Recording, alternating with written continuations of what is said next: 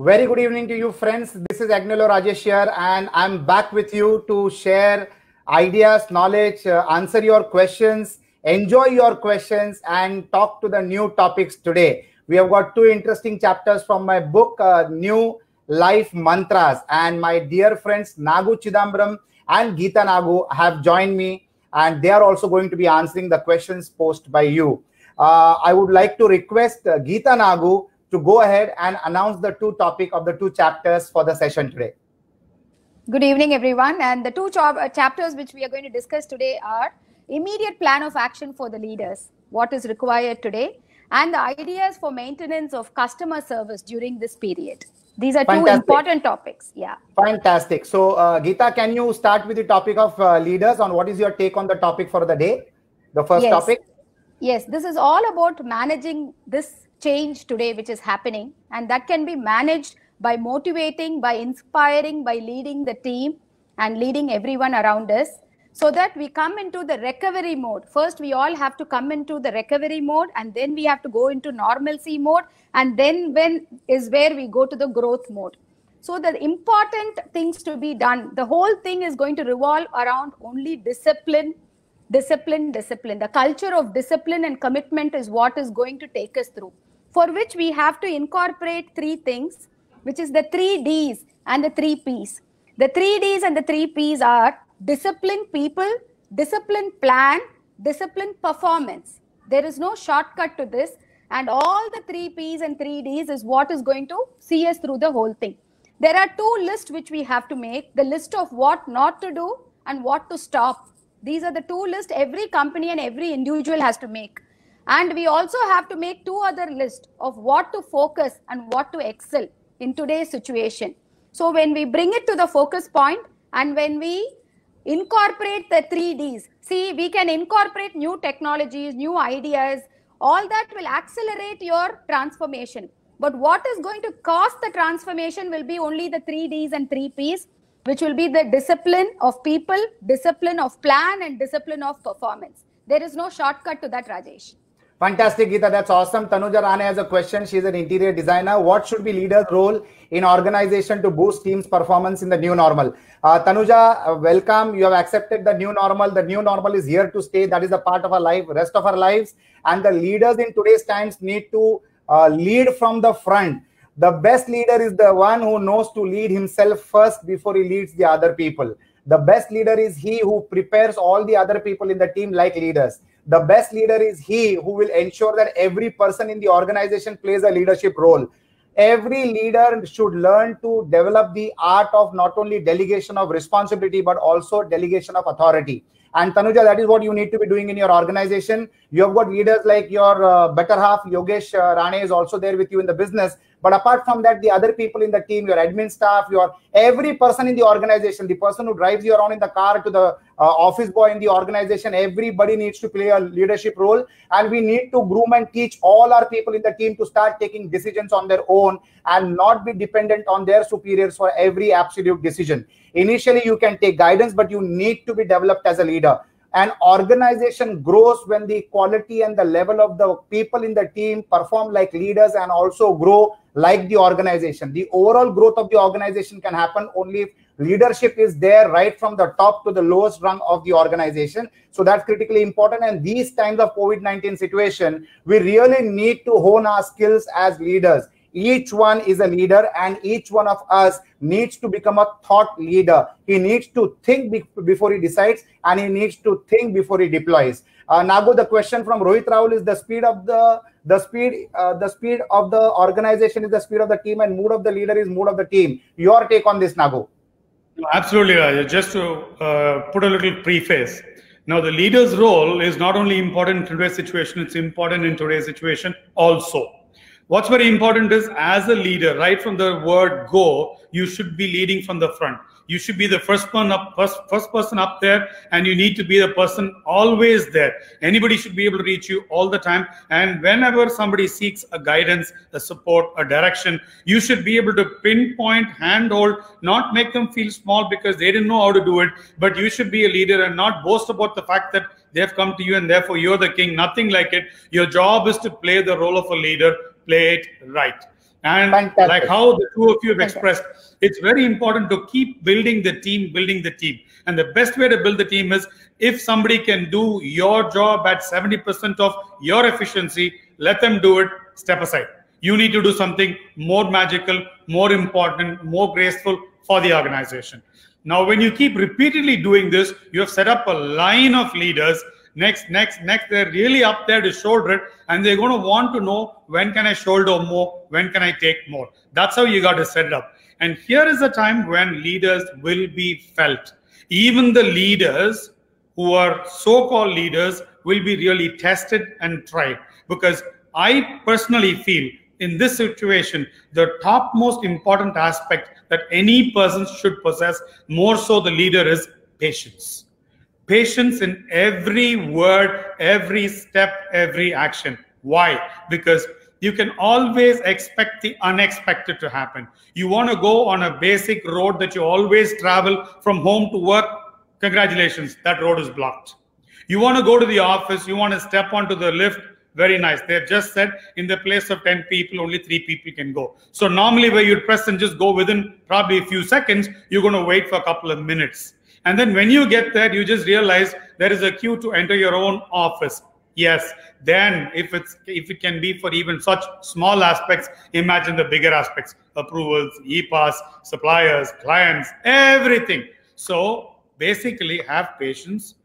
Enjoy this, because as a leader, you shouldn't want to enjoy another situation like this. Make the best out of this and tell the team, hey, remain patient, because here it's not a question of who gets worked up first. It's a question of who's giving the best solution patiently and quiet and calm. That's what's important. Fantastic. So Sridhar Bhoga has a question that he has asked about what does a leader do in a crisis situation? Sridhar, the most important aspect of any leader in a crisis situation is protection. Protecting himself, protecting the organization, protecting the people, protecting the vendors, the team, the customers, protecting everybody. The single word religion of every leader in today's times and forever would be protection. How will you be alive to the situation, and how will you be conscious about the protection that you're extending to your people? You need to make them feel secure that, yes, my organization is there with me. Yes, my leader is there with me to take care of my life, of my health. It is not the precedence of the business that comes in front of a leader. It is the precedence of the importance of human life which comes in front of a leader. So your leader has to be empathetic. He has to be emotional, and he needs to be conscious about the protection, absolute protection about the team that he has, the vendors that is supporting them, and the customers which they need to protect. So leadership is going to be watched under a microscope. Every human being is watching the other human being's leadership qualities. It is not the designation of a person which makes him a leader. It is the act what the person does which makes him a leader. So every person is going to be noticed on the basis of the actions and the decisions that he's making, which is moment to moment. It might be your office boy. It might be the car driver who drives you around, or it might be your general manager or director of the organization. How you react in this situation is going to be a part of your character. It is going to be a part of your personality. So I think there was an interesting question which came up from Sandeep Pote, who's into logistics. What are the best practices to be implemented to ensure team is up all the time and serve customers with positive attitude? So Geeta, you take on that. Yes, customer support is very, very important. During all times, it has to go flawlessly with the customers. We cannot have a gap in customer support and customer servicing. Yes. And that is the key for performance and key for going forward. Crisis is only our side. To a customer, it has to be seamless, for which the 4 C's of customer care is very, very important, which is communication. There cannot be a gap in communication. There has to be seamless communication. There has to be compassion. As Rajesh was rightly saying, it is all about being human and so compassionate with your team, with everybody around you, with your customers. So we put ourselves, they are part of your prayer. You live with your customers. You, like how we live with our team. We literally live with our customers. I live with my customers. We all live with our customers. They are part of our prayers. That is being very compassionate. The 3rd C is commitment. Our commitment to keep up all the commitments. We have committed so much to the market, to our clients, to our employees, to our vendors. It is all about keeping up the commitment. So that is the 3rd C. And the 4th is on a customer care. The important C is conflict resolution. In the journey of a customer experience, from start till finish, it is a journey. Journey can be any which way, but we have to be determined, because there will be a lot of points where clarification is required. Point of view is different. A person understands it different, but you deliver. Your intention of a product and a service delivery is pristine and genuine, but the customer might understand it differently, and there is different points of conflict which might arise during the journey of the first, when the customer joins with you till he becomes a happy and a loyalty customer. In the journey, there is lots of experiences. In that, conflict resolution is also an important aspect, which is also has to be addressed. So the 4 C's of a customer care is your communication, your compassion, your commitment, and your conflict resolution. These are the important things. Fantastic, Geeta. That is so nice. Ravi Salunke, vision and mission created by leader for every organization. What should leader do now with the situations to keep mission and vision unshakable? Can be thought of making change in the mission statement. You need to be adaptable. You need to face the reality. You need to alter your mission and vision only on the way to deliver it. Your mission stays the same. Your vision stays the same. In fact, in crisis situation, there are leaders who become ambitious and they expand their vision. They expand their mission. The process of reaching that mission, the process of reaching that vision always gets altered during a crisis. That is the agility of a leader which gets tested in times of crisis. Friends, what Geeta said for customer acquisition, for customer sustenance and happiness is very, very true. What will be needed in this moment of crisis situation is how can you earn further trust from the customer? The route to the trust relationship. We as an organization, as entrepreneurs, we don't invest in a project. We are actually investing in the relationship with our customers. And for that, there is a particular route we can adapt, for which I will explain it with 4 T's. The first T is timing. As a leader in the organization and as a group of leaders in the organization that you operate, your timing of response needs to be very, very prompt. That gives confidence to the customer. The second T is the task. The task that you have been assigned by the customer for delivering the product to him within time, that task needs to be monitored by all the leaders in the organization, and the customer also needs to be updated at all times about that particular task. The third T is going to be trust. Once you finish your timing commitment, once you finish your tasking commitment, then you reach to the trust part of the life cycle of a customer. And this is the trust which needs to be there instilled in the customer, who becomes your brand ambassador and brings more customers for you. This relationship is very powerful and very important to be maintained. What is to be remembered in this is the 4th T, and that is tracking of all these 3 T's. The timing, the tasking, the trust, and the tracking of this relationship. You need to be agile, on the feet all the time, eyes on the goal, and everybody in the organization should be aligned on the same 4 T's together for maintaining a fantastically happy customer base. Our wealth, our strength, our support, and our future is all how the customer thinks about you. So maintaining and managing a customer in crisis is critically important. Sushant Ravrane, he's into biomed and into immunity tablets and doing roaring business in the pharma industry. His question is, many big leaders are talking about surviving this crisis is like booking profits. Your take on this, Sushant? Lots of leaders are not saying this. People are just pasting the photo of a person and posting this comment. It is wrong. Ratan Tata has clarified this in Twitter yesterday. So that might be misleading. Survival is victory, but that was always there right from the time that you were born. Your take on that, Nagu?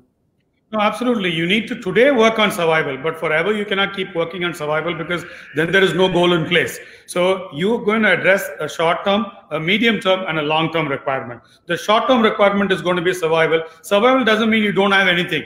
You just need to search for the right thing that's required today, because this is a change in a very different market. The ask is pretty different, or at least your assumption on the ask is going to be different. Probably, for all you know, your assumption itself could be wrong. And then that's a new challenge that you need to adjust yourself to. So a new survival kit is going to come in at that place. And then you start setting up a requirement of a midterm and a long term. You need to always look at growth, but after you've stabilized yourself.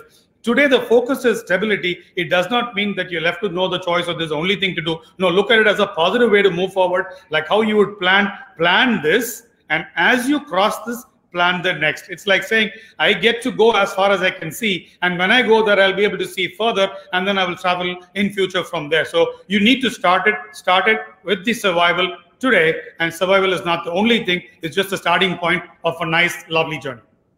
Rajesh Doshi is a very successful entrepreneur. He manufactures jewelry and exports to the United States of America. Rajesh Doshi from Diagold, leader always has to think ahead. How can you make your team a thinking team? By participation, Rajesh, by bringing them together, by ideating together, by living together, eating together, working together, praying together, staying together, and traveling together on the journey of success.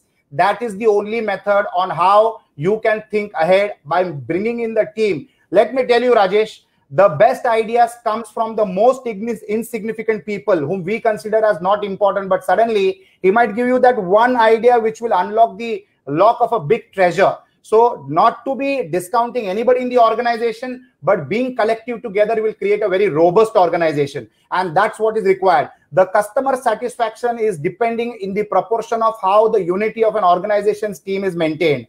That is the level of the customer satisfaction that will happen. So this is all, both are very integrated. Leadership does matter, and survival was always a challenge even before. It is there today, it is going to be tomorrow, but not for the people who are competent, who are the fittest, who are agile, who are alive, who are aware about the environment around them. A leader is a leader who performs irrespective of the situation of the environment around him under all conditions. It was risky, life was risky. Even yesterday when I was traveling in a car, when I was taking a flight, when I was taking a bath, when I was doing anything, even something which is insignificant, you are in a shower room and there is an earthquake in the city and you go. So risk was always there. The only difference is today, element of hygiene has added to our life because of a virus. The only difference is we were hygienic always, but now we are also responsible for the hygiene of the people around us. That is the only element of additional responsibility which is added to us, and which we will justify and go further and march forward and be successful like entrepreneurs. So your take on that, Geeta, on the question that Rajesh Doshi asked.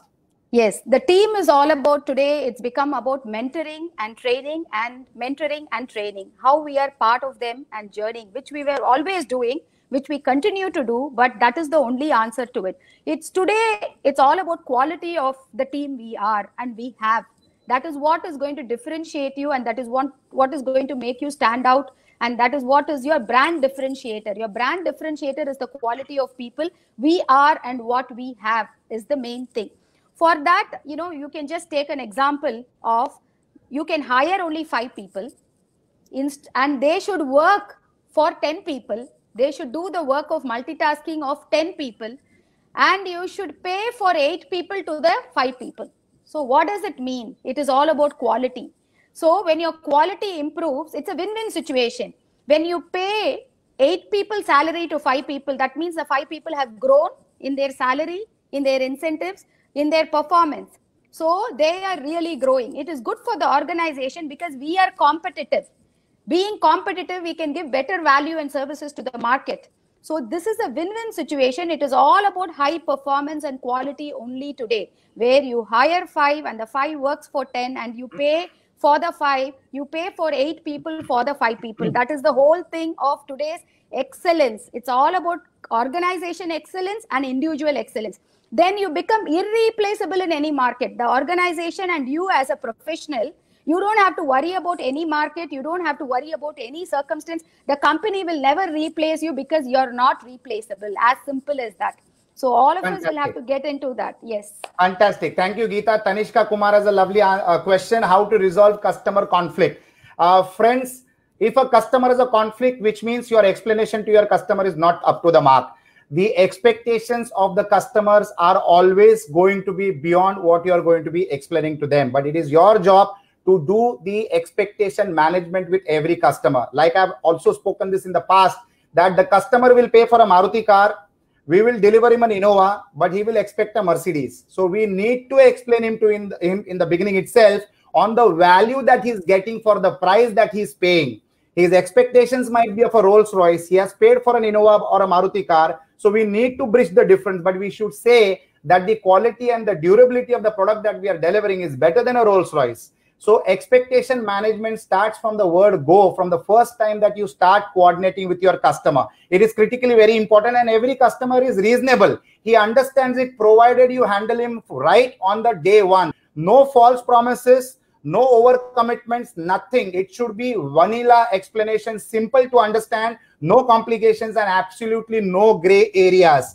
Business should be only black and white, nothing in between. If you operate in that particular fashion, no customer will have a conflict with you. In fact, your customers will be your brand ambassadors, and only then you can become a Steve Jobs or a Warren Buffett or a Richard Branson or a Ratan Tata or a Narayan Murthy. It is the customers who made them what they are. And that is what we need to expect from our customers. They need to make us what we should become. So it is a responsibility which should be shouldered very responsibly. I would like to thank so many people from across the world. We have got friends from Dubai, Venkat Krishnan, Prabhu Raja, Ravi Salunke from Nasik, Ramesh Kumar, Dinesh Kumar, Vikesh, Shelvaraj, Monisha, Umesh. We have got friends and people who are connected to us throughout every part of the world. Thank you for joining us. There is a question from Viknesh Selvaraj. This is the last question that we take. How to increase more participants for any challenges to resolve in the team? Nagu. No, so basically we're going beyond the time. So that's what I was focusing on anyway. We'll just get to this thing. You need to understand that you are going to one statement and conclude the answer. You're going to be, if you're going to be a leader and you're going to look at more participants in taking a particular decision, you need to allow people to speak. You need to allow them to come with ideas. It's not whose idea, it is what idea that's going to work. You might go in with 10 ideas, but you need to come out with one idea, and most importantly, one massive conviction to make that idea work. And when you go with this attitude every time and again, all your participants are going to be so aggressive to come out with a solution. I hope it answers, because this is the time we have. Brilliant. Thank you so much. That was brilliant. No idea is good enough if it is not implemented. Point number one to be noted, and point number two to be noted is idea should be in proportion to the resources at disposal. It cannot be a non-practical idea. Only then that idea is valid and will do justice for the action that is supposed to have. So thank you so much. That was a brilliant evening with you all. We'll see you again tomorrow in the evening at 4:15 sharp with 2 new topics from the chapters, and we'll engage ourselves the way we enjoyed today and answered all your questions. Thank you so much. Have a God-blessed evening. Thank you so much. Thank you so much. Have a fantastic evening and a fantastic life. And signing off now, and see you tomorrow sharp 4:15 p.m. See you all tomorrow 4:15. This is Nagu Chidambaram.